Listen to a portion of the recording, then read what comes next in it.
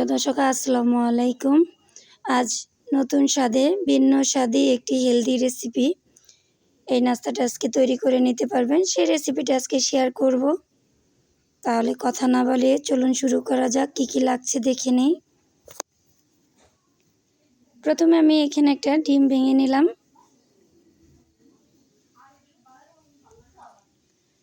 তিন থেকে চারটা পেঁয়াজ আমি ছোট ছোট করে কেটে নিয়েছি। 5 থেকে 7টা কাঁচামরিচ কুচিয়ে নিয়েছি। 2টো টমেটো ছোট সাইজের, সেটা কুচিয়ে নিলাম।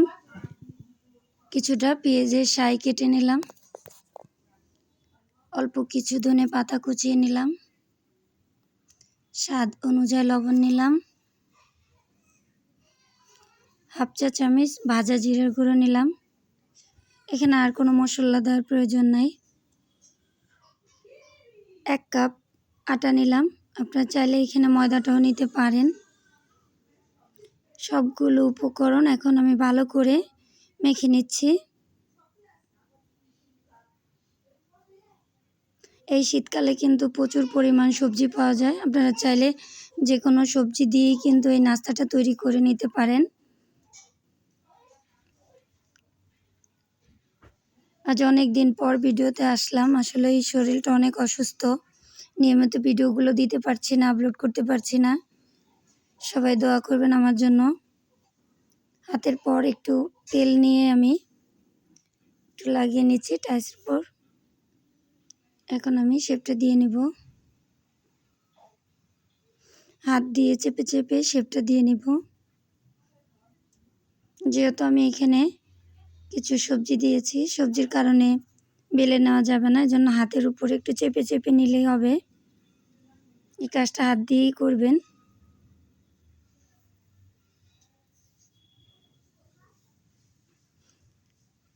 এই নাস্তাটা কিন্তু বাচ্চাদের স্কুলে টিফিনেও দিতে পারেন, সকাল বিকাল খেতে পারেন। নাস্তাটা খুবই ভালো লাগে, চায়ের সাথে আরও বেশি ভালো লাগবে।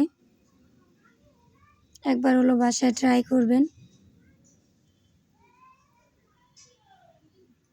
মাত্র 1 কাপ ময়দা দিয়ে অথবা আটা দিয়ে কিন্তু এরকম দুর্দান্ত স্বাদের একটি নাস্তা তৈরি করে নেওয়া যায়, খুব চটপট করেই।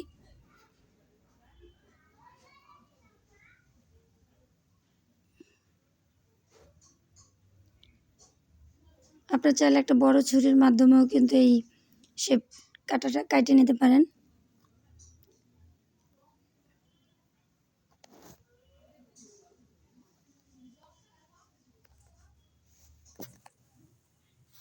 এখানে আমি কিছু তেল আগে থেকে একদম লো হিট দিয়ে নিয়েছি।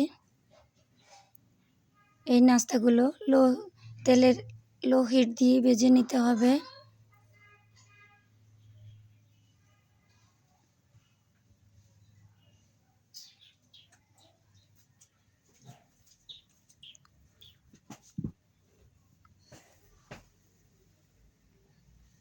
এক্ষেত্রে চুলার আঁচটা মিডিয়ামে রেখে নাস্তাগুলো উল্টিয়ে পাল্টিয়ে ভেজে নিতে হবে। একটু 5-6 মিনিট সময় নিয়ে নাস্তাগুলো ভেজে নিতে হবে। এই নাস্তাগুলো কিন্তু বাচ্চাদের স্কুলের টিফিনেও দিতে পারবেন। দেখবেন বাচ্চারা খুব মজা করে খেয়ে নেবে। আমার এরকম সুন্দর সুন্দর রেসিপি পেতে প্লিজ আমার ভিডিওতে একটি লাইক দিয়ে আমার চ্যানেলটাকে সাবস্ক্রাইব করে রাখবেন। যখনই আমি পরবর্তী কোনো ভিডিও আপলোড দিব, সবার আগে আপনি পেয়ে যাবেন। আপনাদের পরিবারের সাথেও আমার ভিডিওগুলো শেয়ার করে দিবেন। এখন চুলার আঁচটা একটু বাড়িয়ে দিতে হবে। প্রথমেই নাস্তাগুলো একটু চুলার আঁচ মিডিয়ামে রেখে ভেজে নেবেন, তারপর একটু হালকাভাবে বাড়িয়ে নিতে হবে চুলাটা। নাস্তাগুলোর কালার চলে এসেছে। আপনারা আপনাদের পছন্দ অনুযায়ী কালারগুলো করে নেবেন। কেউ একটু কড়া কালার করে ভেজে নিতে চায়, কেউ একটু হালকা কালার। আমি এরকম গোল্ডেন কালার করেই ভেজে নিচ্ছি।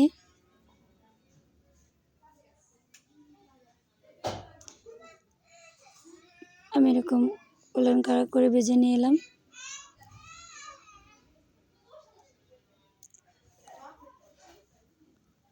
তৈরি হয়ে গেল মজাদার নাস্তা। দেখুন কত সুন্দর হয়েছে। যদি আমার নাস্তাগুলো ভালো লাগে, সব শেষ। আল্লাহ হাফেজ।